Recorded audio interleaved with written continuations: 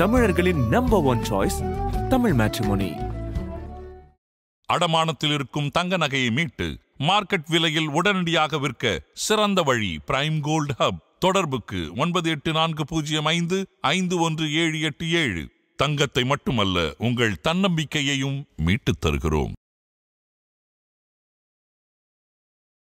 America இப்போ நடத்தி வரக்கூடிய இந்த டேரிஃப்ல அவங்க சில விஷயங்கள் பண்ணிட்டு இருக்கிறாங்க. ஸோ இந்தியாவை எந்தெந்த வகையெல்லாம் அழுத்தணுமோ ட்ரம்ப் தொடங்கி எல்லாருமே அங்கே இருக்கக்கூடிய அந்த கட்டமைப்பில் இருக்கவங்க செஞ்சுக்கிட்டு இருக்கிறாங்க. இந்த நிலைமையில சைனால நேரடியாக போய் இறங்கி ஒரு சப்மிட் நடந்திருக்கிறது. ஜி ஜின்பிங், மோடி அண்ட் ரஷ்ய அதிபர் புட்டின் 3 பேருமே மீட் பண்ணியிருக்காங்க. 3 பேரும் சந்திச்சு பேசியிருக்காங்க. இதுல சீன அதிபரோட பேசினது, அப்ப சீன அதிபர் மோடி முன்னிலையில பேசினது, அந்த விஷயங்கள்லாம் ரொம்ப ரொம்ப முக்கியம். அமெரிக்கா தன்னுடைய கதவை இந்தியாவுக்கு சாத்தினா வேறு எங்கெங்க கதவு திறக்குங்கிறத தான் இந்தியா பார்க்கும். அந்த அடிப்படையில் இந்தியா என்ன குறிவைக்கிறது அப்படின்னா, பிரிக்ஸ் நாடுகளை இந்த ஷாங்காய் ஒத்துழைப்பு உச்சி மாநாட்டில் ஒரு பெரிய சக்சஸ் ஒன்றா இந்தியா பண்ணிருக்கு. அது என்ன அப்படின்னா, அங்கே ஜாயிண்ட் ஸ்டேட்மெண்ட் ஒன்று ரிலீஸ் பண்ணாங்க, கூட்டறிக்கை. அந்த கூட்டறிக்கையில் அத்தனை நாடுகளும் ஒருமனதாக பகல்காம் பயங்கரவாத தாக்குதலை கண்டித்திருக்கின்றன. சதாம் ஹுசேன் திடீர்னு அவருடைய பொருளாதார சார்ந்த சிந்தனைகள் கொஞ்சம் வேறுபட ஆரம்பிச்சு. எதுக்கு ஒரு பொருளை விற்கிறதுக்கும் வாங்கிறதுக்கும் காமன் எக்ஸ்சேஞ்ச் மீடியமாக நம்ம டாலரை யூஸ் பண்ணுவோம்? டாலருக்கு மாற்றா வளைகுடா நாடுகளில் இருக்கக்கூடிய ஒரு கரன்சியை கொண்டு வந்தால் என்ன? அந்த விதமாக தொடர்ந்து பேச ஆரம்பித்தார். அதுக்கப்புறம் தான் அமெரிக்க ஊடகங்கள் அவரை சர்வாதிகாரி போல சித்தரித்தன. கடைசியாக அவரை களையெடுத்தார். ரஷ்யாவை நம்பலாம், புதினை நம்பலாம். ரஷ்யாவுக்கும் இந்தியாவுக்குமான ஒரு பாரம்பரியம் இருக்கு அந்த தொடர்பு. ஆனா சைனாவையோ மிக முக்கியமாக ஷி ஜின்பிங்கையோ நம்மளால நம்ப முடியும். இப்போ அமெரிக்காவே நம்ப முடியாதுங்கிற சூழ்நிலை ஏற்பட்டதுக்கு அப்புறம் சீனாவை நம்பினா என்ன, நம்பல என்ன? ஜேடி வான்ஸ் அமெரிக்காவுடைய துணை அதிபர் சொல்லும்போது ட்ரம்ப் நல்ல ஆரோக்கியத்தோடு இருக்கிறார், இருந்தாலும் கூட அவருக்கு ஏதேனும் ஒரு பின்னடைவு ஏற்பட்டுச்சு அப்படின்னா அந்த பதவியை ஏற்க தயார் அப்படிங்கிற ஒரு ஸ்டேட்மெண்ட்டை அதை பூசி மொழிகி அவர் சொல்லியிருக்காரு அப்படிங்கிறத பார்க்குறோம். ஸோ இந்த சேஞ்ச் இன் பிரசிடென்ட்ஷிப் அப்படிங்கிறதை நோக்கி அமெரிக்கா போயிட்டு இருக்கா? இது ஒரு தனிநபர் வாதத்தை நோக்கி போயிட்டு இருக்கு. மோடி வர்சஸ் ட்ரம்ப் அப்படிங்கிறது ஒரு ஈகோ கிளாஷ் மாதிரி ஆயிடுச்சு. 2 நாடுகளுக்கு இடையிலான உறவுங்கிறது, 2 நபர்களுக்கு இடையிலான உறவுங்கிறது வெவ்வேறான விஷயங்கள். ஒன்று இன்னொன்னோட கலந்து நீங்க குழப்பிட்டீங்கன்னா அது தேசத்துக்கு நஷ்டம். இந்த ஒரு அடிப்படை புரிதல் ட்ரம்ப்கிட்ட இருக்கு. இதுதான் பிரச்சனை. நேயர்களுக்கு அன்பு வணக்கம். இன்றைய சிறப்பு நேர்காணலில் நம்முடன் இணைந்திருக்கிறார் மூத்த பத்திரிகையாளர் கோலநல ஸ்ரீனிவாஸ் அவர்கள். சார் வணக்கம். வணக்கம். SCO சப்மிட் நடந்திருக்கிறது. அதில் மிக முக்கியமாக அமெரிக்கா இப்போ நடத்தி வரக்கூடிய இந்த டேரிஃப்ல அவங்க சில விஷயங்கள் பண்ணிட்டு இருக்கிறாங்க. ஸோ இந்தியாவை எந்தெந்த வகையெல்லாம் அழுத்தணுமோ ட்ரம்ப் தொடங்கி எல்லாருமே அங்கே இருக்கக்கூடிய அந்த கட்டமைப்பில் இருக்கவங்க செஞ்சுக்கிட்டு இருக்கிறாங்க. இந்த நிலைமையில சைனால நேரடியாக போய் இறங்கி ஒரு சப்மிட் நடந்திருக்கிறது. இந்த RAC அப்படிங்கிற அலைன்ஸ் பூமாக போதா அப்படிங்கிற ஒரு கேள்வி எழுப்பி இருக்கிறது. உங்களுடைய பார்வைன்னு இந்த சப்மிட் தொடர்பாக? SCO பேர் ஷாங்காய் கோஆபரேஷன் ஆர்கனைசேஷன், தமிழில் ஷாங்காய் ஒத்துழைப்பு அமைப்பு அப்படின்னு சொல்கிறோம். இந்த அமைப்பு கிட்டத்தட்ட 2000களில் உருவான ஒரு அமைப்பு. இதில் இந்தியாவும் பாகிஸ்தானும் 2017 உறுப்பினர்கள் ஆயிற்று. அதற்கப்புறம் நடந்திருக்கக்கூடிய இந்த SCO உச்சி மாநாடு, அதற்கு முந்தைய ப்ரிப்பரேட்டரி மீட்டிங்ஸ் எல்லாத்துலேயுமே இந்தியா கலந்து கொண்டு இருக்கிறது. திடீர்னு இப்போ தான் மோடி கலந்து கொண்டார் அப்படிங்கிறது இல்லை. இதுக்கு முன்னாலேருந்தே இந்தியாவுடைய பங்கேற்பு இருந்து வந்திருக்கிறது. ஆனால் ட்ரம்ப் வரி விதித்திருக்கக்கூடிய பின்னணியில் இதற்கு கூடுதல் முக்கியத்துவம் கிடைத்திருக்கிறது. அது எல்லோருடைய கவனத்தையும் ஈர்த்து இருக்கிறது. இதுதான் நம்ம முதல்ல அடிப்படையில் புரிஞ்சுக்க வேண்டியது. இப்போது இதன் மூலமாக என்னென்ன நடக்கும்? குறிப்பாக ட்ரம்ப்பினுடைய வரி விதிப்பு. இந்த வரி விதிப்புனால இந்தியா மட்டும் பாதிக்கப்படலை. சீனாவுக்கும் 30% அவர் போட்டிருக்கார், நமக்கு 50%. 50% அவர் 2ஆக பிரிக்கிறார். ஒன்று, அவங்களுடைய ட்ரேட் டெஃபிசிட்டை குறைக்கிறதுக்காக ஃபஸ்ட்டு 25%, அப்புறம் ரஷ்யாவிடமிருந்து நாம் எண்ணெயை இறக்குமதி செய்கிறோம் அப்படிங்கிறதுக்காக பெனல்ட்டி மாதிரியா இன்னொரு 25%. இது நமக்கு போட்டு இருக்கிறார் ட்ரம்ப். அதே போல் சீனாவுக்கு 30%, விரைவிலேயே 200% வரைக்கும் நான் டாரிஃப் போடுவேன்னு அவர் சொல்லியிருக்கிறார். ரஷ்யாவோட எப்படி அமெரிக்காவுக்கு உறவுங்கிறது எல்லாருக்கும் தெரியும். சரி, ஆனால் இங்கே இப்போ சீனாவில் அந்த மாநாடு நடக்கக்கூடிய அந்த துறைமுக நகரில் வந்து சீன அதிபர் ஜி ஜின்பிங், மோடி அண்டு ரஷ்ய அதிபர் புட்டின் 3 பேருமே மீட் பண்ணியிருக்காங்க. 3 பேரும் சந்தித்து பேசியிருக்காங்க. இதில் தனித்தனியாக மோடிக்கும் ஜின்பிங்க்கும் இடையில பேச்சுவார்த்தை நடந்திருக்கிறது. அப்புறம் தனியாக புட்டினுக்கும் மோடிக்கும் இடையில பேச்சுவார்த்தை நடந்திருக்கிறது. இதில் புட்டின் கூட மோடி போனது அது வந்து ஒரு புதிய ஆப்டிக்ஸ் ஒன்று உருவாக்கியிருக்கு. என்னென்னா, ஒரே காரில் மோடியும் புட்டினும் பயணம் செய்கிறார்கள்.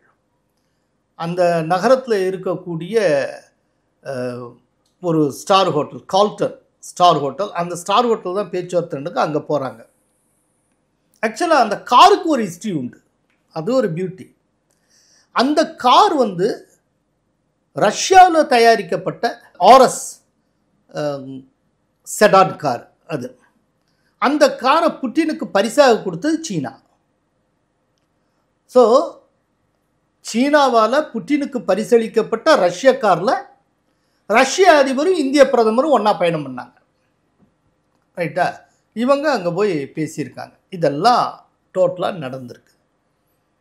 இதில் சீன அதிபரோட பேசினது, அப்போ சீன அதிபர் மோடி முன்னிலையில் பேசினது, அந்த விஷயங்கள்லாம் ரொம்ப ரொம்ப முக்கியம். அதில் அவர் என்ன சொல்லியிருக்காருன்னா, யானையும் டிராகனும் ஒன்று சேர்ந்து பணிபுரிவது என்பது சிறந்த தேர்வு, ஒரு பெஸ்ட் சாய்ஸ் அப்படின்னு. நாம் 2 பேரும் போட்டியாளர்கள் அல்ல, கூட்டாளிகள் அப்படின்னு சொல்லி அவர் சொல்லியிருக்கிறார். இதே கருத்தை சீனாவிலேருந்து வரக்கூடிய சைனா டெய்லி அப்படிங்கிற நாளேடு எதிரொலித்திருக்கிறது. இன்னொரு நாளேடு ரொம்ப வித்தியாசமாக அந்த விஷயத்தை பார்க்குது. அவங்க என்ன சொல்லியிருக்காங்க, அந்த நாளேடு என்ன சொல்லியிருக்கு அப்படின்னா, இவர் வந்து அமெரிக்காவுக்கு கூடுதல் அழுத்தம் தருவதற்காக சீனாவை பயன்படுத்தி கொள்ளுகிறார். நீ ரொம்ப பண்ணேன்னா நான் சீனாவோட ரொம்ப நெருக்கமாயிருவேன் பார்த்துக்கோ அப்படின்னு. ஏன்னா இன்னைக்கு அமெரிக்காவுக்கு மிக முக்கிய எதிரி அப்படின்னா சீனா. இன்னைக்கு யார் எதிரிங்கிறதுல ஒரு காலத்தில் ரஷ்யா எதிரியாக இருந்தது, இன்னைக்கு சீனா அப்படிங்கிற லெவலுக்கு அமெரிக்கா வந்திருக்கு.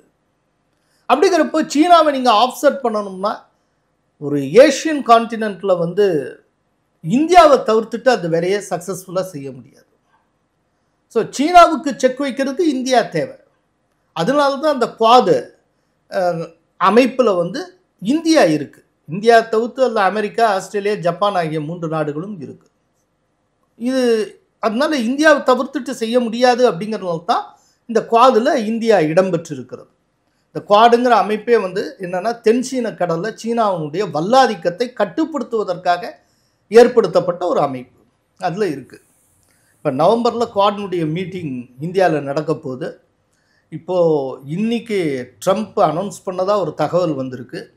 என்னென்னா, என்னுடைய இந்திய வருகையை நான் கேன்சல் பண்ணுறேன் அப்படின்னு அவர் சொல்லியிருக்கார். அவர் கேன்சல் பண்ணிட்டு வரட்டும், அது என்ன வேணாலும் பண்ணட்டும். பட்டு நடுநாயகமாக இருப்பது இந்தியா. இன்றைக்கி இந்தியாவை பொறுத்தளவில் என்ன அப்படின்னா, அமெரிக்கா நிறைய வரியை விதித்து இருக்கிறது, 50% வரைக்கும். அதனால் இந்திய ஏற்றுமதியாளர்கள் பொருட்களை அமெரிக்காவுக்கு ஏற்றுமதி செய்கிறதுல மிகப்பெரிய இன்னலுக்கு உள்ளாகி இருக்கின்றனர். 50% டேக்ஸ் அப்படின்னா இந்திய மதிப்புப்படி பார்த்திங்கன்னா கிட்டத்தட்ட ஒரு 3,70,000 கோடி ரூபாய் அளவுக்கான ஒரு இழப்பு அப்படிங்கிறாங்க. இது வந்து இந்திய ஜிடிபியில் ஒரு 1% வரைக்கும் வரும். அது ஒரு முக்கியமான குறிப்பிடத்தக்க இழப்பு தான். அப்போது எந்த ஒரு நாடுமே அடுத்தாப்பில் என்ன செய்யும், இதற்கான மாற்று வழி என்ன, இதுக்கு எப்படி நம்ம வேற ஒரு அவென்யூவை தேடுறது, இதுதான் யோசிப்பாங்க. அப்போது அமெரிக்கா வந்து தன்னுடைய கதவை இந்தியாவுக்கு சாத்தினால் வேறு எங்கெங்கே கதவு திறக்குங்கிறத தான் இந்தியா பார்க்கும். அந்த அடிப்படையில் இந்தியா என்ன குறிவைக்கிறது அப்படின்னா, பிரிக்ஸ் நாடுகளை அந்த அமைப்பை குறிவைக்கிறது. பிரிக்ஸில் இருக்கக்கூடிய பல்வேறு நாடுகளுக்கு நம்ம அனுப்புறது. அதே போல் இங்கே இருக்கக்கூடிய இந்த ஷாங்காய் ஒத்துழைப்பு அமைப்பு நாடுகள், அதில் இடம்பெற்றிருக்கக்கூடிய பல்வேறு நாடுகளிடம் வர்த்தக உறவை மேம்படுத்தி கொள்ள முடியுமா அப்படின்னு பார்ப்பது. அப்புறம் சீனா இந்தியா அளவுக்கு மிகப்பெரிய பிரம்மாண்டமான சந்தை. சீனாவிலிருந்து எவ்வளவோ ஏற்றுமதி ஆகின்றன இந்தியாவுக்கு. அதே போல் இந்தியாவிலேருந்து சீனாவுக்கு கொண்டு போக முடியுமா அப்படின்னு பார்க்குறது. இதுக்கான ஆப்பர்ச்சுனிட்டிஸை எக்ஸ்ப்ளோர் பண்ணுறதுக்கு இந்த மாநாடு ரொம்ப உதவியாக இருக்கும். அப்போது அமெரிக்காவால் ஏற்பட்டிருக்கக்கூடிய பாதிப்பிலிருந்து இந்தியா தப்பிப்பதற்கு இது போல் பல்வேறு அவென்யூஸை நம்ம யூஸ் பண்ணுறோம். இது மட்டும் இல்லை, இப்போ ஏஷியான்கிற ஒரு கூட்டமைப்பு இருக்குது, தென்கிழக்காசிய நாடுகளுடைய கூட்டமைப்பு. அதை நம்ம பயன்படுத்திக்க போகிறோம்.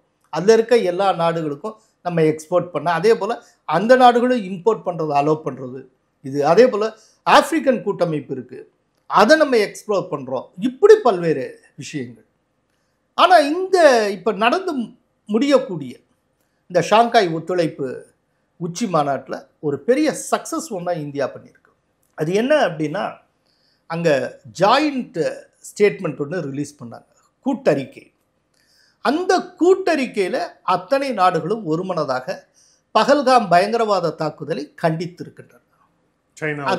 சைனா உட்பட எல்லாருமே. ஏன்னா சைனா தான் அது ஹோஸ்ட் அவங்க.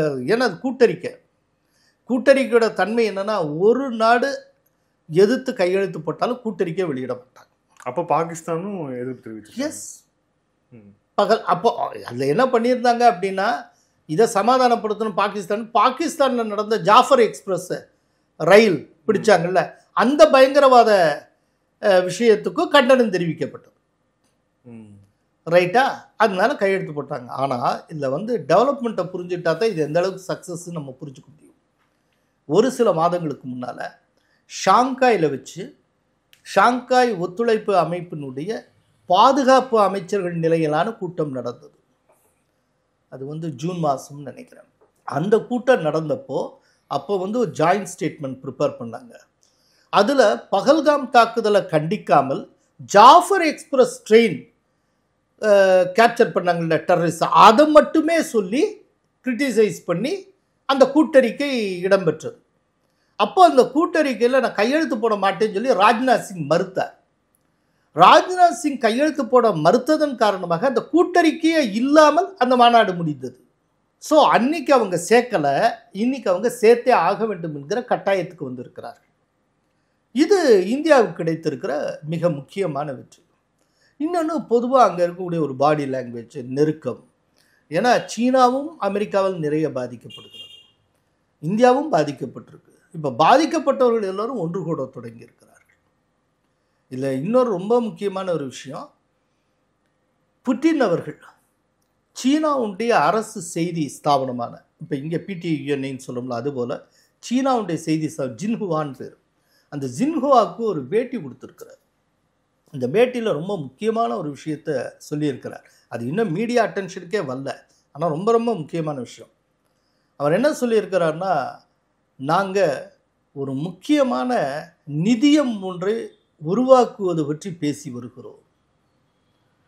ஏன்னா இன்டர்நேஷ்னல் மானிட்டரி ஃபண்ட்லேயும் சரி, வேர்ல்டு பேங்க்லேயும் சரி, ஒரு நேர்மை இல்லை, வெளிப்படைத்தன்மை இல்லை, எல்லோருக்கும் சமமான வாய்ப்பு வழங்கப்படுவதில்லை. எனவே சம வாய்ப்பை உருவாக்கும் நோக்கத்தோடு நாங்கள் எல்லோருக்கும் பயன்படக்கூடிய ஒரு பொது நிதியம் ஒன்றை, ஒரு ஃபண்டு ஒன்றை டெவலப் பண்ணுறதுக்கு முயற்சி மேற்கொண்டு இருக்கிறோம் அப்படின்னு அவர் சொல்லியிருக்கிறார். இது ரொம்ப ரொம்ப ஒரு முக்கியமான விஷயம். என்னன்னா, இன்னைக்கு அமெரிக்கா உலகத்தை ஆட்டி படைக்கிறதுக்கு காரணம் இந்த ஐஎம்எஃப்பும் வேர்ல்டு பேங்க்கும் தான். இந்த வேர்ல்டு பேங்க்லேயும் ஐஎம்எஃப்லேயும் இருக்கக்கூடிய முக்கியமான டைரக்டர்ஸ் பெரும்பாலானவர்கள், மேஜர் ஷேர்ஸ் எல்லாமே அமெரிக்கா வசம்தான் இருக்கும். அமெரிக்கா ஆட்டி படைக்கும், அவங்க டிக்டேட் பண்ணுவாங்க. வேர்ல்டு பேங்க் இப்போ ஒரு மாநகராட்சி வேர்ல்டு பேங்க்டேருந்து இது வந்திருக்குன்னா, அந்த வேர்ல்டு பேங்க் அந்த மாநகராட்சிக்கு டிக்டேட் பண்ணும். அப்படின்னா நீ இந்த இதுக்கெல்லாம் வரி போடு, சொத்து வரியை கூட்டு, அதை கூட்டு, ஏன்னா அவங்களுக்கு வட்டி வந்தாகணும். இப்போ பாகிஸ்தான் எல்லாத்துக்கும் அவங்க டிக்டேட் பண்ணிட்டு இருப்பாங்க. வேர்ல்டை ஆட்டி வைக்கிறது, அதாவது ஐஎம்எஃப் வேர்ல்டு பேங்க் வழியாகத்தான் அமெரிக்கா தன்னுடைய ஆதிக்கத்தை உலகளாவிய நிலையில் செய்து கொண்டு இருக்கிறது. அதுக்கு மாற்றா, அதுக்கு செக் வைக்கிற மாதிரி வேற ஒரு நிதியம் ஒன்றை தொடங்க நாங்கள் உத்தேசித்திருக்கிறோம் அப்படின்னு சொல்லி புட்டின் சொல்லியிருக்கிறார். இதுக்கு முன்னால் பிரிக்ஸ் மாநாட்டு நடந்தப்பவும் புட்டின் ஒன்று சொல்லியிருந்தார், பிரிக்ஸ் சார்பில் ஒரு கரன்சி, ஒரு காமன் எக்ஸ்சேஞ்சு, இது ஒன்று நம்ம கொண்டு வந்தா என்ன அப்படின்னு. எப்படி இப்போ யூரோப்பியன் யூனியன் ஈரோன்னு ஒரு டாலர் வச்சுருக்காங்களோ, அதே போல் பிரிக்ஸில் இருக்கக்கூடிய நாடுகள் அத்தனைக்கும் ஒரு காமன் கரன்சி ஒன்று உருவாக்கினால் என்ன அப்படின்னு. அதுக்கு தான் உடனே ட்ரம்ப் ரியாக்ட் பண்ணார். இந்த மாதிரி காமன் எக்ஸ்சேஞ்ச் ஏதாவது பண்ணிவிட்டு பொது பரிவர்த்தனையை டாலர் அல்லாத வேறு நாணயத்தில் மாற்றுறதுன்னு முடிவு வந்தால் பிரிக்ஸ் நாடுகள் அத்தனைக்கு நான் 100% வரி விதிப்பேன் அப்படின்னு அவர் ஆரம்பித்தார். என்னென்னா இது வந்து ரொம்ப வைட்டலான விஷயம். இந்த விதமான பொருளாதார பிடிமானங்கள் மூலம்தான் அமெரிக்காவின் செல்வாக்கு அப்படின்னு இருந்து கொண்டு இருக்கிறது. இப்போ லிபியான்னு ஒரு நாட்டை நீங்கள் கேள்விப்பட்டிருப்பீங்க. லிபியாவில் கர்னல் கடாஃபி இருந்தார். அங்கே திடீர்னு மக்கள் புரட்சி மாதிரி ஒன்று தூண்டி விடப்பட்டது. அதுக்கு வந்து அரபு வசந்தம்னு பேர். கடைசியில் அந்த மக்களாலேயே அந்த யார் அந்த போராட்டத்தை முன்னெடுத்தாங்களோ அந்த கலகக்காரர்களாலேயே அவர் வந்து லிபியாவினுடைய அதிபர் கடாஃபி கொல்லப்பட்டார்.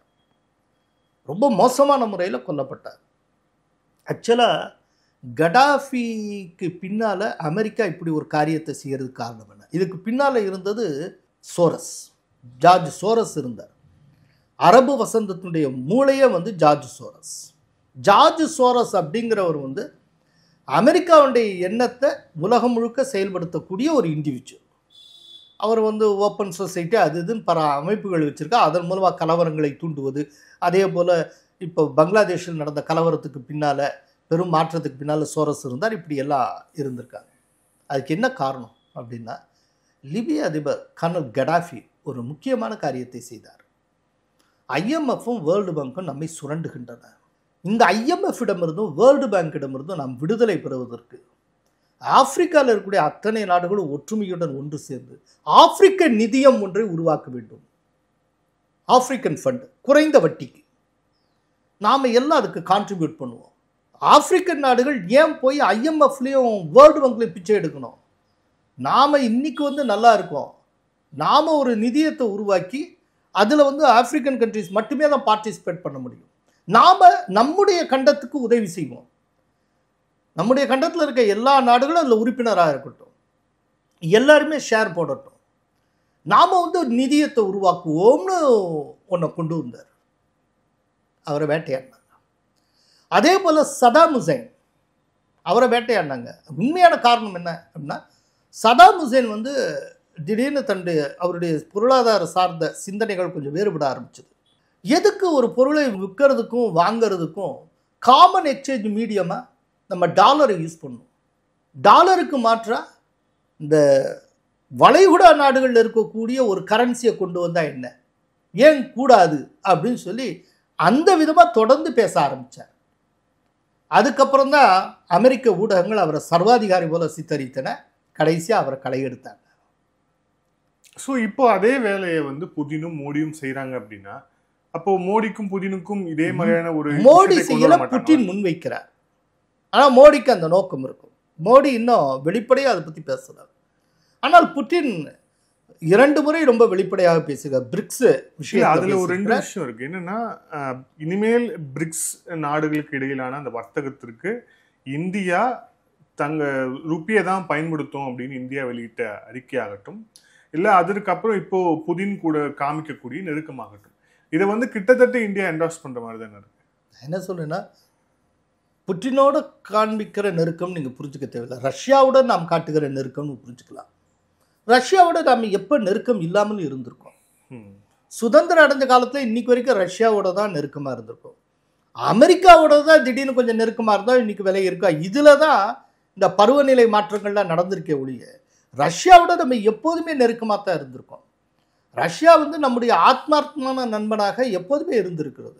இந்தோ பாகிஸ்தான் வாரப்போ ரஷ்யா செய்த உதவியை யாரும் மறக்க முடியாது. நாம் உதவி கேட்காத நிலையில் மாஸ்கோவிலிருந்து போர்க்கப்பல் நமக்காக அனுப்பி வைக்கப்பட்டது. பாகிஸ்தானுக்கு உதவியாக அமெரிக்கா வந்து தன்னுடைய போர்க்கப்பலை 7th ஃப்ளீட்லேருந்து அவங்க அனுப்பிச்சப்போ டக்குன்னு மாஸ்கோலேருந்து ஒரு வார்ஷிப் கிளம்பிச்சு. சரி, அங்கேருந்து ஒரு போர்க்கப்பல் கிளம்பியாச்சுன்னு தான் உடனே அமெரிக்க கப்பல் பின்வாங்கி அதனுடைய நிலைக்கு திரும்பியது. உடனே ரஷ்யன் போர்க்கப்பலும் திரும்ப அதனுடைய இடத்துக்கு திரும்பியது. இப்படி நம்ம கேட்காமலே நமக்கு உதவி செய்த நாடு. இது காலங்காலமாக இருந்து வருது. நேர்காலத்திலேருந்து இருக்கக்கூடிய ஒரு லெகசி இல்லை. ஆனால் இதில் ஒரு முக்கியமான விஷயம் இருக்குது. ஏன்னா நம்ம வந்து கொரோனா டைம்லேருந்து நம்ம இதை பேசிகிட்டு இருக்கிறோம். ரஷ்யாவை நம்பலாம், புதினை நம்பலாம். ரஷ்யாவுக்கும் இந்தியாவுக்குமான ஒரு பாரம்பரியம் இருக்குது அந்த தொடர்புக்கு. ஆனால் சைனாவையோ மிக முக்கியமாக ஷி ஜின்பிங்கையோ நம்மளால் நம்ப முடியுமா? குறிப்பாக நமக்கு இதுக்கு முன்னாடி ஒரு மிக முக்கியமான ஒரு பேட் எக்ஸ்பீரியன்ஸ் ஒன்று கொரோனாவாக இருக்கட்டும், அதுக்கப்புறம் கல்வானில் நடந்திருக்கு. அவரை எப்படி நம்ப முடியும்? ஒரே ஒரு சின்ன விஷயம், இப்போ அமெரிக்காவே நம்ப முடியாதுங்கிற ஒரு சூழ்நிலை ஏற்பட்டதுக்கு அப்புறம் சீனாவை நம்பினா என்ன, நம்பலை என்ன? இன்னைக்கு அமெரிக்காவே முழுமையாக நம்ப முடியலையே. அப்படிப்பட்ட சூழ்நிலையில் இன்னைக்கு இருக்கிற கால சூழல் நம்ம என்ன செய்யணும் அப்படின்னு தானே பார்த்து மூவ் பண்ண முடியும். இன்னொன்று, நாம் நம்பிட்டோம்னு சொல்லலை, தெளிவாக ஒன்றையே முழுமையாக நம்புகிறோம் அப்படின்னு இது தாலி கட்ட பந்தம் ஒன்றும் கிடையாது. இன்னைக்கு தேவைக்கு சீனாவை பயன்படுத்தி கொள்ளுகிறோம், இன்னைக்கு தேவை சீனாவும் நம்மை பயன்படுத்தி கொள்ளுகிறது. இது ரெண்டு பேருக்கும் வின்வின் சிச்சுவேஷன். வர்த்தக ரீதியான உடன்பாடு தானே, வர்த்தக ரீதியான உறவு தானே. இப்போ அமெரிக்காவுக்கும் நமக்கு இடையில் இருக்கக்கூடிய உறவுங்கிறது வர்த்தகத்தை தாண்டி பல்வேறு விஷயங்கள்லாம் உண்டு. அது வந்து ஒரு ஆத்மார்த்தமான நட்பு, அது அன்னைக்குலேருந்து இன்னைக்கு வரைக்கும்.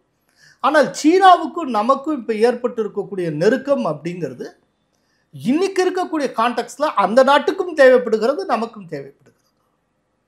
அதை அவங்களும் புரிஞ்சிட்டு இருக்காங்க, நாமும் புரிஞ்சிட்டு இருக்கோம். ஏன்னா இப்போ சீனா நம்மள்கிட்ட நெருக்கம் காட்டலை அப்படின்னா அமெரிக்கா திரும்ப நம்மளோட காம்ப்ரமைஸுக்கு வரலாம், ஏதாவது பேசலாம், திரும்ப அமெரிக்கா தன்பக்கம் இழுக்கலாம். ஏன்னா சீனாவுக்கு செக் வைக்கணும்னா இந்தியா இல்லாமல் அமெரிக்காவில் செய்ய முடியாது. ஆனால் அமெரிக்கா வந்து அதுவும் குறிப்பாக ட்ரம்ப்பினுடைய அபத்தமான சில நடவடிக்கைகள் காரணமாக அமெரிக்காவுக்கும் இந்தியாவுக்கு இடையில் ரொம்ப ஒரு சிக்கலான ஒரு முருகல் நிலை ஒன்று ஏற்பட்டிருக்கு. இப்போ இந்த சூழ்நிலையில் இந்தியாவை பயன்படுத்திக்கலாம்னு அவங்க நினைக்கிறாங்க. அமெரிக்காவிடமிருந்து இந்தியாவை தள்ளி நிற்க செய்வது அப்படிங்கிறது சீனாவுடைய நோக்கம். ஆக்சுவலாக இதே போல் வைஸ் வெர்ஸா ஒரு நோக்கம் அமெரிக்க பிரசிடென்ட்ஸ்க்கு இருந்தது. கடந்த 25 ஆண்டு காலமாக 5 அமெரிக்க அதிபர்கள் ரொம்ப கஷ்டப்பட்டு ரஷ்யாவிடமிருந்தும் சீனாவிடமிருந்தும் இந்தியாவை தள்ளி நிற்க செய்ய வேண்டும் அப்படிங்கிறதுக்காக ரொம்ப க்ளோஸ் ஆனாங்க. அதில் உச்சகட்டம் வந்து 2008 ஜார்ஜ் புஷ் பீரியடு. அப்போ தான் 1-2 அக்ரிமெண்ட்டு சைன் ஆச்சு. அப்போ மன்மோகன் சிங் பிரைம் மினிஸ்டர். ரொம்ப நல்லா போயிட்டு இருந்த ஒரு உறவு. அது வந்து ஜோ பைடனுடைய அவருடைய காலத்தில் கடைசி ஒரு 1 இயர் அது வந்து ரொம்ப ஒரு நெருடலான இயராக இருந்தது. அதுக்கப்புறம் டொனால்ட் ட்ரம்ப் வந்ததுக்கப்புறம் இன்னும் சிக்கலாகிருக்கு. இப்போ லாஸ்ட் ஒரு 2 இயர்ஸ் தான் இந்த பிரச்சனை ஓடிக்கிட்டு இருக்கு. அதுக்கு முன்னால் வரைக்கும் அமெரிக்க அதிபர்கள் எடுத்த முயற்சியே ரஷ்யாட்டேருந்து இந்தியாவை தள்ளி நிற்க செய்யணும், ரஷ்யாட்டேருந்து இந்தியா கொஞ்சம் தள்ளி நிற்கணும், நாம இந்தியாவோட நிறையா ஒட்டணும். இப்போ அதே வியூகத்தை சீனா வகுக்கிறது. இது ஒரு நல்ல வாய்ப்பு. இந்த டயத்தை பயன்படுத்தி அமெரிக்காவிடமிருந்து இந்தியாவை தள்ளி நிற்க செய்வது. அதை தள்ளி நிற்க செய்யணும்னா நீங்கள் என்ன செய்யணும்? நீங்கள் இந்தியாவுக்கு நெருக்கமாக இந்தியாவுக்கு தேவையான பல காரியங்களை செஞ்சு கொடுக்கணும். இப்போ வந்து கைலாஷ் மானசரோவர் அதுக்கு உண்டான ஷப்கிலான்னு சொல்லிட்டு ஒரு கணவாய், அந்த பாதையை நாங்கள் திறந்து விட்றோம்னு சொல்லியிருக்காங்க. அதே போல் நேரடி விமான போக்குவரத்து சீனாவுக்கு, அதை நம்ம கொண்டு வர போகிறோம். அதே போல் கனரக ஆயுதங்கள், நேரடியான வர்த்தகமும், ஆமாம் நேரடி வர்த்தகம். அதே போல் கனரக எந்திரங்கள், அப்புறம் இந்தியாவில் கனரக எந்திர உற்பத்திக்கு தேவையான தனிமங்கள், இதை தாராளமாக அன்லிமிட்டடாக எவ்வளோ நாளும் இம்போர்ட் பண்ணிக்கலான் இருக்காங்க. இப்போ இடையில அந்த இறக்குமதிக்கு சீனா தடை விதித்து இப்போ அதை லிஃப்ட் பண்ணிட்டாங்க. இது வந்து ரொம்ப பெரிய முன்னேற்றம். இப்போது எப்போ வந்து லிஃப்ட் பண்ணுறோம்னு சொன்னாங்களோ அப்போலேருந்து இந்தியாவில் இருக்கக்கூடிய கார் உற்பத்தி அமைப்புகள் இருக்குல்ல, கம்பெனிஸ், அதனுடைய ஷேர் மார்க்கெட்டு எங்கேயோ போயிருக்கு, ரொம்ப பிரமாதமாக உயர்ந்திருக்கு. ஸோ இதெல்லாம் நல்ல விஷயம். அதே போல் நாமும் பரஸ்பரம் சீன பொருட்களை அனுமதிச்சு தான் தீரணும். ஏன்னா இந்த இதை அவங்க செய்கிறப்போ நாமும் சில செய்வோம். ஒன் சைடராக எப்போதுமே இருக்காது. இல்லை, இன்னொரு முக்கியமான விஷயமா இருக்கிறது, ட்ரம்ப் பேசியது பிரச்சனையானது. ஆனால் இப்போ வந்து ட்ரம்ப்புக்கே ஒரு பிரச்சனை இருக்குது அப்படிங்கிறது வெளிப்பட்டிருக்கு. மிக குறிப்பாக ஜேடி வேன்ஸ், அமெரிக்காவுடைய துணை அதிபர், சொல்லும்போது ட்ரம்ப் வந்து நல்ல ஆரோக்கியத்தோடு இருக்கிறார், இருந்தாலும் கூட அவருக்கு வந்து ஏதேனும் ஒரு பின்னடைவு ஏற்பட்டுச்சு அப்படின்னா அந்த பதவியை ஏற்க தயார் அப்படிங்கிற ஒரு ஸ்டேட்மெண்ட்டை அதை பூசி மொழிகி அவர் சொல்லியிருக்காரு அப்படிங்கிறத பார்க்குறோம். அவருடைய வயது மூப்பும் வந்து மிகப்பெரிய ஒரு சர்ச்சையாக, ஒரு விவாதமாக அமெரிக்காவில் கிளம்பியிருக்கு. ஸோ இந்த சேஞ்ச் இன் பிரசிடென்ட்ஷிப் அப்படிங்கிறதை நோக்கி அமெரிக்கா போயிட்டுருக்கா அப்படிங்கிற ஒரு கேள்வியும் இது எழுப்பி. பொதுவாக இன்னொன்று கவனிச்சிங்கன்னா தெரியும், அமெரிக்காவில் துணை ஜனாதிபதி யாருன்னு யாருக்கும் தெரியாது, அவர் பிக்சருக்கே வர மாட்டார். ஆனால் டொனால்ட் ட்ரம்ப் எப்போ வந்தாரோ அதே காலகட்டத்தில் அவருடைய துணை ஜனாதிபதியான ஜேடி வான்ஸ் ரொம்ப பாப்புலர், ட்ரம்ப் அளவுக்கு பாப்புலர். பல முக்கியமான பேச்சுவார்த்தையில் ட்ரம்ப்போட வான்ஸும் இருப்பார். இப்போ ஜெலன்ஸ்கியோட மல்லு கட்டினார் இல்லையா ட்ரம்ப், அப்போ பக்கத்தில் உட்காந்து பேசிட்டு இருந்தது ஜேடி வான்ஸ். இல்லை, அவர் தான் ட்ரிகர் பண்ணியிருப்பார். அதான் ஜேடி வான்ஸோட ஒய்ஃபு ஒரு இந்தியன், அதை மறந்துடக்கூடாது. இப்போ என்ன அப்படின்னா ஜேடி வான்ஸ் எதை சொல்கிறார் அப்படிங்கிறது அந்த சட்லிட்டி ரொம்ப முக்கியம். ஏன்னா ரீசண்டாக ட்ரம்ப்பை பற்றி சொல்கிறப்போ அவருடைய மனநிலை பெருமளவு பாதிக்கப்பட்டிருக்கு அப்படிங்கிற மாதிரியான ஒரு இதெல்லாம் நிறையா போயிட்டுருக்கு. அவருக்கு ஒரு மென்டல் ப்ராப்ளம் இருக்குது அப்படிங்கிற மாதிரிலாம் சொல்கிறாங்க. ஒருவேளை ஆனால் அதை அப்படியே ஜேடி வான்ஸ் பச்சையாக சொல்ல முடியாது. அப்போது அதை வந்து வேற ஒரு விதமாக சொல்ல வராரோ அப்படின்னு எனக்கு தோன்றுகிறது. அதனால் அவருடைய இதுலேருந்து நமக்கு தெரியறது என்ன அப்படின்னா அமெரிக்காவுக்குள்ளே அவருடைய ஹெல்த்தை பற்றின டாக்ஸ் நிறையா போயிட்டுருக்கு, சந்தேகங்கள் நிறைய போயிட்டுருக்குன்னு அர்த்தம். ஏன்னா ஜேடி வான்ஸ் இல்லாட்டி எதுக்கு சொல்லுங்க, ஏதோ ஒரு நாட்டில் ஏற்படுற சந்தேகத்துக்கு அவர் பதில் சொல்லுங்கிற அவசியம் இல்லை. அவங்க உள்நாட்டில் அவங்க நாட்டிலேயே அவருடைய ஹெல்த் பற்றி, அவருடைய ஹெல்த்னா ஜென்ரல் ஹெல்த்தே சொல்ல, ட்ரம்ப்புடைய மென்டல் ஹெல்த் சம்மந்தமாக நிறைய டவுட்ஸ் இருக்கு. ஏன்னா எதுவுமே லாஜிக்காக இல்லை. அவர் வந்து ரஷ்யாட்டேருந்து கச்சா எண்ணெய் இந்தியா வாங்குகிறது, எனவே வரி விதிக்கிறேன் அப்படிங்கிறாரு. ஆனால் இந்தியாவை காட்டில் அதிகமாக சீனா கச்சா எண்ணெயை இறக்குமதி செய்து, ஆனால் அதுக்கு 30% தான் போட்டிருக்காரு. ரஷ்யாவிடமிருந்து அமெரிக்காவே பல்வேறு பொருட்களை இறக்குமதி செய்கிறாங்க. ஐரோப்பிய யூனியன் ஒரு பர்டிகுலர் கேஸை வந்து பெருமளவு இறக்குமதி செய்கிறது. இப்போது அவங்களுக்கெல்லாம் என்ன போடுறது, அதை இந்தியாவே அந்த கேள்வியெல்லாம் எழுப்பியிருக்கு. இப்போ இதுதான் ட்ரம்ப்புக்கு பிடிக்கல. இன்னொரு பெரிய சிக்கல் என்ன அப்படின்னா இது வந்து ஒரு தனிநபர் வாதத்தை நோக்கி போயிட்டுருக்கு. மோடி வர்சஸ் ட்ரம்ப் அப்படிங்கிறது ஒரு ஈகோ கிளாஷ் மாதிரி ஆயிடுச்சு. நேற்றைக்கு நியூயார்க் டைம்ஸ் ஒரு முக்கியமான செய்தியை வெளியிட்டு, அது என்ன சொல்லியிருக்கு அப்படின்னா ஜூன் 17 கனடாவுக்கு மோடி வந்திருந்தார். அப்படி வந்திருந்த மோடிக்கு ட்ரம்ப் ஃபோன் செய்தார். இந்த மாதிரி அமைதிக்கான நோபல் பரிசுக்கு என்னுடைய பெயரை பாகிஸ்தான் பரிந்துரை செய்ய இருக்கிறது, நீங்களும் அதுபோல என் பெயரை பரிந்துரை செய்ய வேண்டும் அப்படின்னு சூச்சகமாக அவர் கேட்டுக்கொண்டார். ஆனால் மோடி அதுக்கு மறுத்து விட்டார்.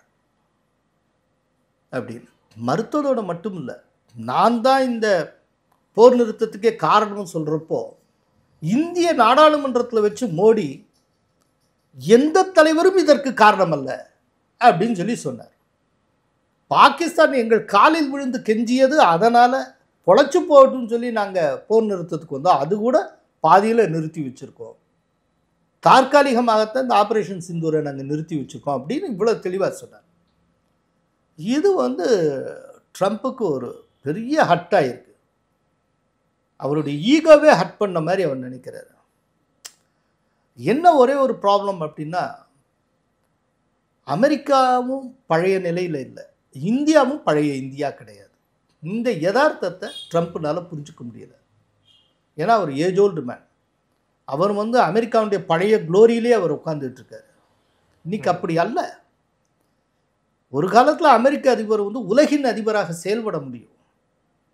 இன்னைக்கு வந்து அமெரிக்க அதிபர் தான் அமெரிக்காவுக்கு மட்டும்தான் அதிபர் அப்படிங்கிறத நினைவில் கொள்ள வேண்டிய ஒரு காலகட்டம். அவர் வந்து உலகின் அதிபர் மாதிரி டூ வாட் ஐ சேங்கிற மாதிரி டிக்டேட் பண்ணால் பாகிஸ்தான் கேட்கும். பாகிஸ்தானுடைய பணவீக்கம் வந்து 38%. சின்ன நாடு பெரிய நாடு எந்த வித்தியாசமும் இல்லை, எல்லாத்தையும் கையேந்தி பிச்சை எடுத்துக்கொண்டு இருக்கு அந்த தேசம். அமெரிக்காவுடைய சகாயம் கிடைத்தால் IMFலேருந்து வேர்ல்டு பேங்க்கில் கடனாக வாங்கி குவிக்கலாம். அத்தனை கடன் இந்த அவ்வளவு தேவைப்படுகிறது. அதனால அவங்க செய்வாங்க. ட்ரம்ப் சொன்னால் உடனே டக்குன்னு நோபல் பரிசு ட்ரம்ப்புக்கு கொடுக்க வேண்டும் அவங்க ஒரு பரிந்துரை செய்வாங்க. எதுக்கும் அவங்க லாய்க்கு என்ன வேணாலும் செய்வாங்க. ஏன்னா அவங்களுக்கு அவ்வளோ தேவை இருக்குது. மோடி அப்படிப்பட்டவர் கிடையாது. ட்ரம்ப்புக்கு நோபல் பரிசு கொடுக்கணும், மோடி எதுக்கு இங்கே பரிந்துரை செய்யணும்? அப்படின்னா நோபல் பிரைஸ் கமிட்டின்னு ஒன்று எதுக்கு உட்காந்துட்டு இருக்கு? அவங்க அசஸ் பண்ண மாட்டாங்களா? ஒரு உலகத் தலைவராக இருக்க ட்ரம்ப் இப்படியா வெளிப்படையாக கேன்வாஸ் பண்ணிக்கிட்டு அசிங்கப்படுத்துறது? இது அமெரிக்காவுடைய தரத்தையே குறைத்து இருக்கிறது. இது அமெரிக்காவுக்கு மிகப்பெரிய தலைக்குனிவு. ஸோ அவர் சொன்ன எதையுமே நியாயப்படுத்த முடியலை.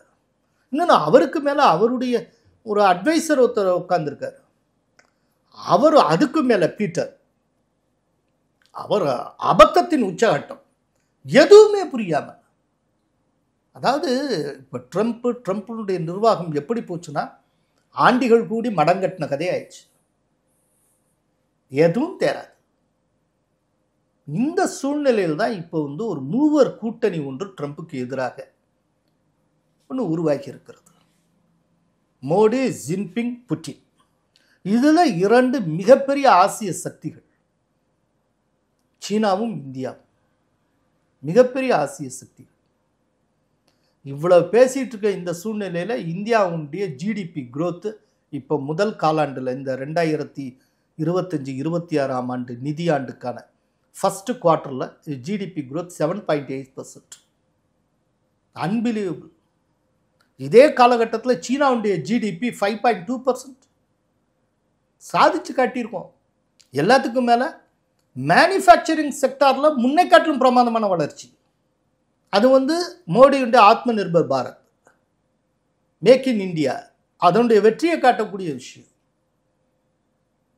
அதனால் ட்ரம்ப் வந்து தேவையே இல்லாமல் ரொம்ப ஈகோ சென்ட்ரிக்காக ஒரு தப்பான முடிவுகளை அவர் வந்து உருவாக்கி கொள்ளுகிறார். தன்னுடைய பர்சனல் ஈகோயிஸ்டிக் விஷயங்களை வந்து நீங்கள் ஜியோ பாலிட்டிக்ஸில் கொண்டு வந்தீங்கன்னா அது அவருடைய தேசத்துக்கு தான் நஷ்டம். அதை இதையும் பிரித்து வைக்க தெரியணும். இப்போ அந்த பக்கமும் இதுக்கு முந்தைய இருந்த அமெரிக்க தலைவர்கள்ட்ட இருந்தது. இப்போ ஒபாமா உதாரணத்துக்கு சொல்கிறேன். ஒபாமா இருந்த காலத்தில், அவர் வந்த புதுசில் பார்த்தீங்கன்னா, அப்போ குஜராத்தினுடைய சிஎம் மோடி. அப்போ குஜராத்துக்கு அமெரிக்கா விசாவே மறுக்கப்பட்டது. அவர் மோடிக்கு அமெரிக்கா விசா மறுக்கப்பட்டது, நினைவில் இருக்கும்னு நினைக்கிறேன். அதே நேரத்தில் மோடியை இந்திய மக்கள் ஏற்றுக்கொண்டு அவரை வந்து பிரதமராகவே 2014 ஆக்கிட்டாங்கன்னு தெரிஞ்சதும் அந்த விசாவை தானாகவே முன் வந்து அமெரிக்கா வந்து திரும்ப வழங்கியது. மோடியை நம்ம மதிச்சாகணும் அப்படின்னு. மோடி அமெரிக்காவுக்கு போனப்போ ரெட் கார்பெட் வெல்கம் கொடுத்தாங்க. அதோடு மட்டும் இல்லை, இன்னொரு பெரிய காரியத்தை ஒபாமா செய்தார். டைம்ஸ் மேகசினில் மோடியை பற்றி ஒரு ஆர்டிக்கிள் ஒபாமா எழுதினார், மோடியை புகழ்ந்து. பர்சனலாக இருக்கிறது வேற. அன்னைக்கு வந்து அந்த போஸ்ட் கோத்திர ரைட்ஸ் எல்லாம் மனசில் வச்சு இவங்க மோடிக்கு விசா மறுப்பு அப்படிங்கிற ஒரு நிலைப்பாட்டை எடுத்தாங்க. அதுக்கு பின்னால் கிறிஸ்டியன் மிஷினரிஸ் இருந்தது அமெரிக்காவில் இருந்து. கிறிஸ்டியன் மிஷினரிஸோட ஒபாமாவுக்கு நல்ல ஒரு நெருக்கம் உண்டு. இவ்வளவு இருந்தது. பட் அதை தாண்டி அவர் இன்னைக்கு தேசத்தினுடைய பிரைம் மினிஸ்டர்னு வந்ததும் அமெரிக்கா தன்னுடைய கண்ணோட்டத்தை மாற்றிக்கொண்டது. பர்சனலாக இருக்கிறது வேற, இது வேற. 2 நாடுகளுக்கு இடையிலான உறவுங்கிறது, 2 நபர்களுக்கு இடையிலான உறவுங்கிறது வெவ்வேறான விஷயங்கள். ஒன்று இன்னொன்னோட கலந்து நீங்கள் குழப்பிட்டீங்கன்னா அது தேசத்துக்கு நஷ்டம். இந்த ஒரு அடிப்படை புரிதல் ட்ரம்ப்கிட்ட இல்லை. இதுதான் பிரச்சனை. நன்றி சார். பொலிட்டிக்கல் புலிசன். Thank you sir. Thank you so much.